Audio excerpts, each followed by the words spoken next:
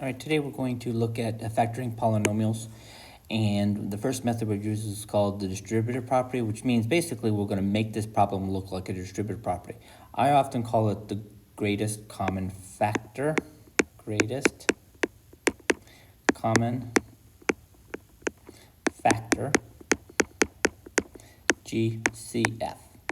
So basically we want to look at the number 4 and 8 and what number divides into both of those, the biggest one, which happens to be 4. And then we look at the letters. The letters are real simple. All you do is look at the letters and find the lowest exponent if they're common. So the lowest exponent between a squared and a is just a. This is called the greatest common factor.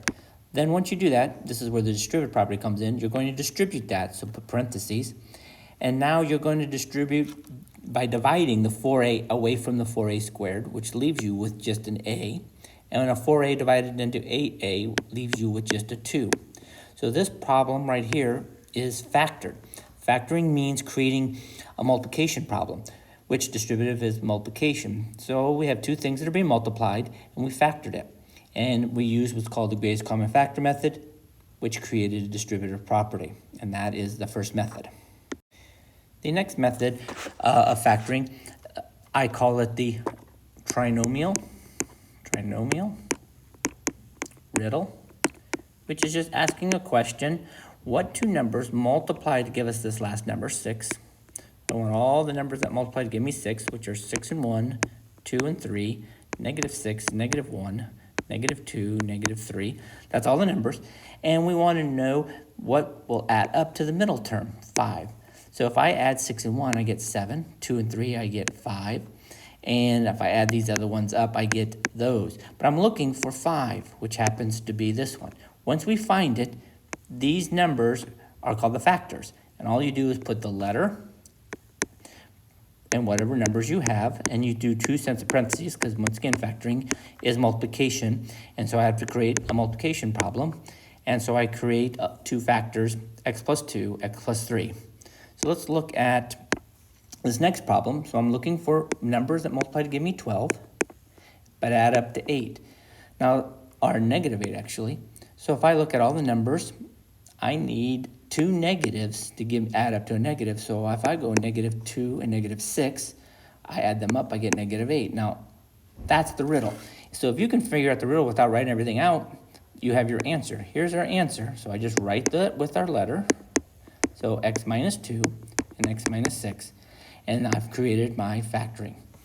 So let's look at this last one, -15. I want to know what two numbers multiply to give me a -15, but at the same time will add up to a positive 14. Well, that means I'm going to need a negative and a positive to get a negative when I multiply. So I think about a -15 and a positive 1. And I look at a positive 15 and a negative 1. Now, that gives me a -15, but when I add them, I get a -14 for this one, but 14. Well, I'm looking for 14, so once I have it, then I know what my factors are. So x plus 15 is my first factor, and x minus 1. So this is what I call a riddle, what two numbers multiply to give us the last number and add up to the middle number. This is the most difficult method. It's called the grouping method, and it's just a step-by-step process. When you have a number in front like that, and I circled it, you can't use the trinomial. You have to use the grouping. So we're going to group by first multiplying this a times this c, which is 5 times 6. So here's doing that. A times c is 30. Now I'm going to use what we did in the trinomial. I want to know what numbers multiply to give me 30, but add up to this middle term.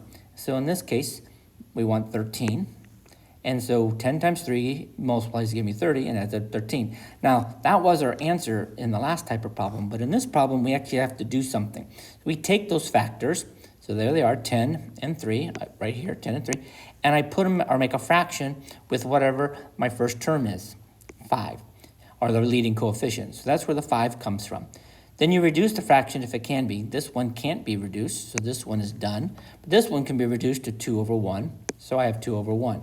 Now, once I have it reduced, then I can create my factors. And so creating the factors is just simply taking the bottom number with the x and putting it with the top. Bottom number, I can write 1x and putting it with the top. You don't need to have this 1, but I'll write it to show you where it's come from. And now I've created my two factors but they're not so simple because I have this number 5 or any kind of number in front. So let's look at this next example. I have 6 and -3. So I'm looking for those two multiplied, and I want them to add up to 7. So let's think about two numbers that give us -18 and add up to 7, which they happen to be a +9 and a -2.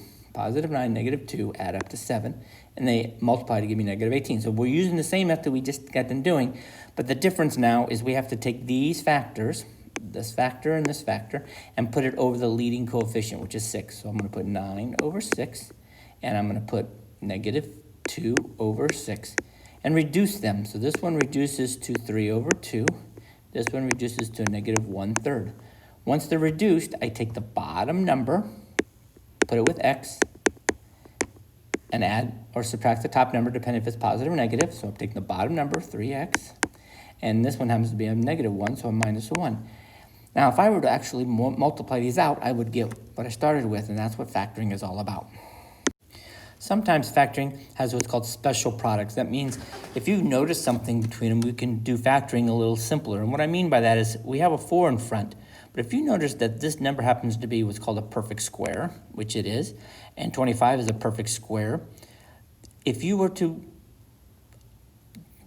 divide that out, that's 2 and 2, that's how the perfect square, and 5 and 5, and take one of those numbers and the other ones multiply, and they add up to that middle, you have what's called a perfect square.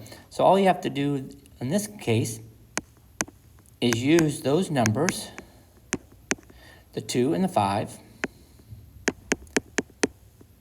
to create a perfect square without doing any of the factoring because they are those numbers.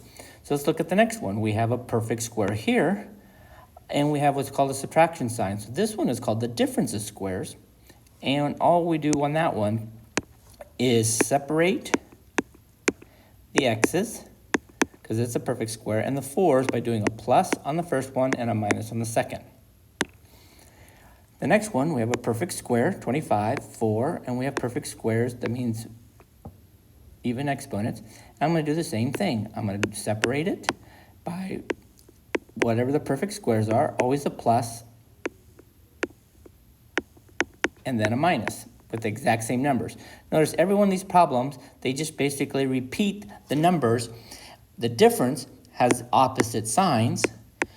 When they don't, they have the same sign. But notice the numbers are all the same. If you look, the 2x and the 5, the 2x and the 5, the x and the 2, x and the 2. See, everything's repeating, it's just the signs change. So difference of squares, the difference between them is that you have a plus and a minus. If you don't have that, then you just repeat. So here we have a plus and a minus, and that's how we have special products without having doing any factoring, because we know these. The perfect squares, I just want to write them out for you, are 1, 4, 9, 16, 25, 36, 49, 64, 81, 100. Those are your basic. And then we also have 121, 144, 169. It's basically 1 times 1, 2 times 2, 3 times 3, and so on up to 13 times 13.